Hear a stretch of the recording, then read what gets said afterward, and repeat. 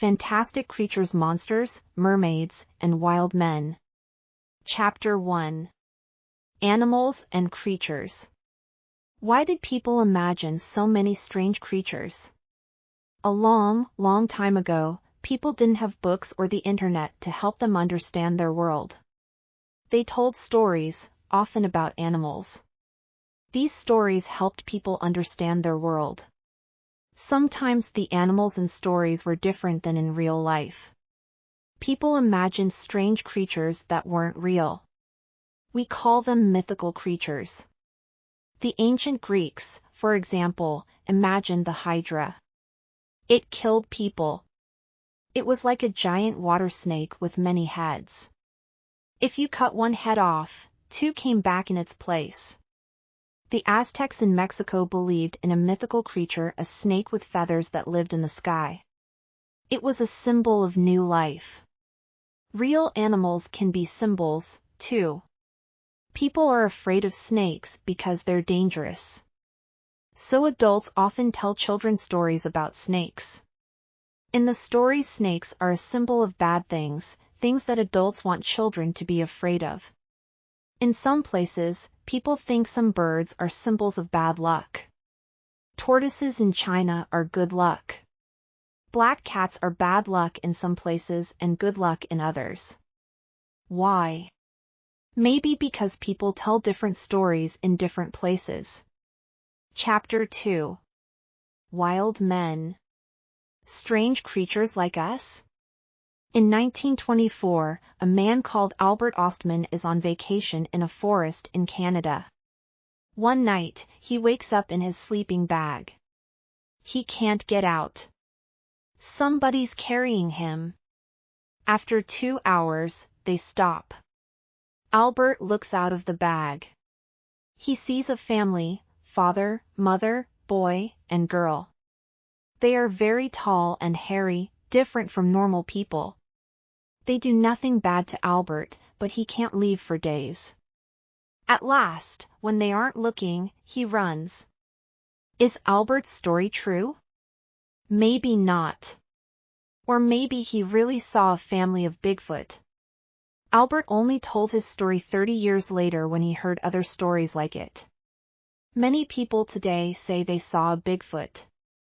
But nobody caught one to show to other people. They say a Bigfoot is very tall, 2 or 3 meters. It has a lot of hair on its body. In the west of the USA, there were other stories of wild men with long hair on their bodies. Stiyaho were wild men that came at night and took children. Skookums were cannibals, they ate other people.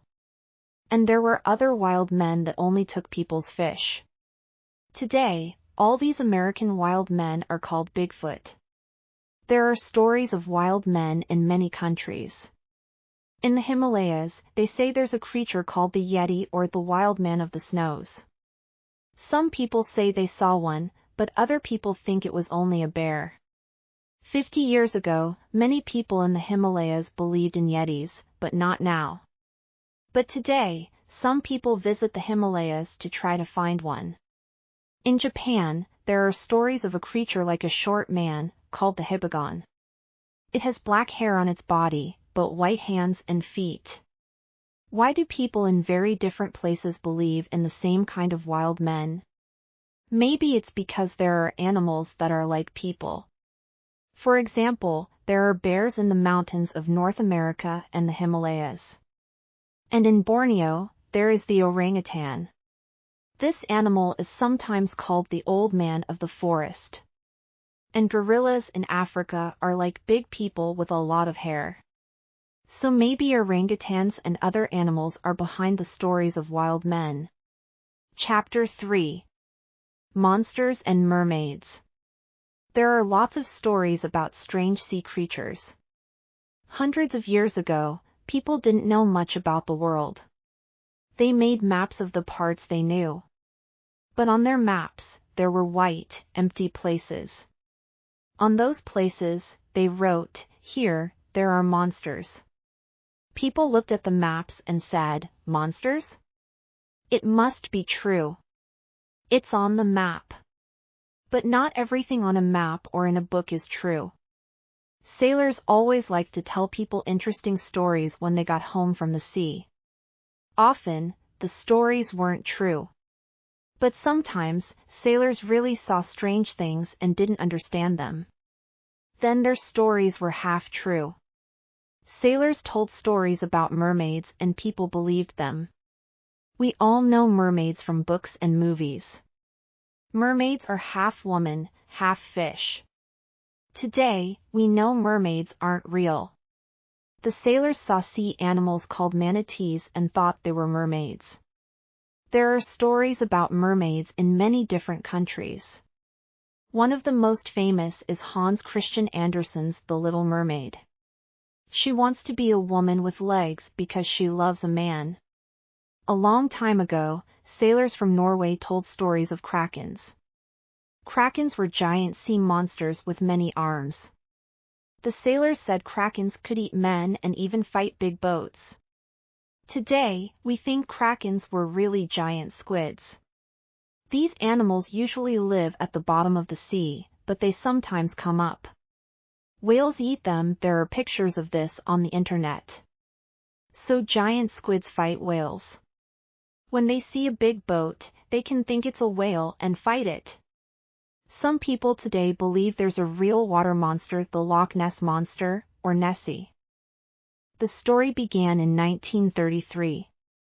Two people from London, Mr. and Mrs. Spicer, visited Loch Ness, a lake in Scotland.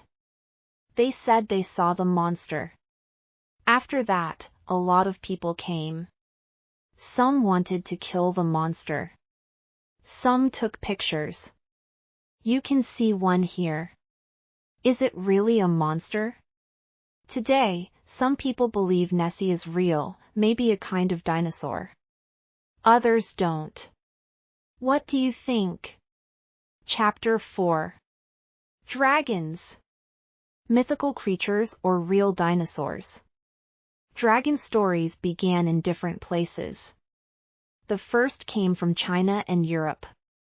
But Chinese and European dragons were very different. In Europe, ancient dragons were like snakes with wings. But a few hundred years ago, people started to imagine them with legs. European dragons usually did bad things, like kill people. Because kings wanted their people to be afraid of them, they used dragons as their symbol. The national symbol of Wales is a red dragon. People love stories about dragons. In many of these stories, people kill bad dragons. Beowulf is an English story from 1,000 years ago. In the story, Beowulf wants a dragon's gold. He and his men fight the dragon. Beowulf kills it, but then he dies. The Hobbit is a story from 1937. It also has a dragon, and the dragon also has gold. Bilbo, the Hobbit, takes a gold cup from the dragon. It gets angry and tries to kill people in the town.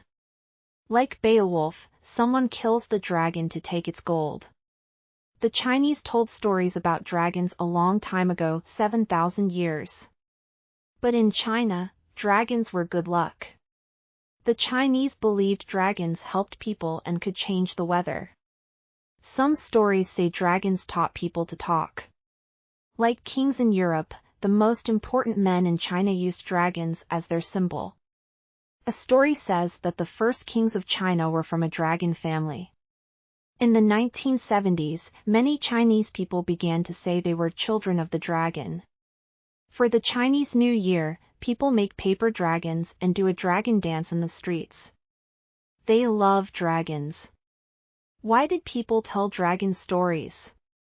Maybe ancient people just enjoyed telling stories to make their children afraid. Or maybe they found giant dinosaur bones and thought they were from dragons. They didn't know dinosaurs died long ago. So maybe they thought dragons were real animals. There are animals that are a little like dragons. They're called monitor lizards. Monitor lizards are usually big. The Komodo dragon from Indonesia, for example, can be 3 meters long. They bite, fight, and eat other animals, sometimes farm animals. Maybe farmers told stories about them, and, over time, these became dragon stories. Chapter 5. What do you think? Are there really strange creatures like the ones in this book? Bigfoot, yetis, mermaids, krakens, the Loch Ness Monster, dragons. Do you believe they lived or live in our world?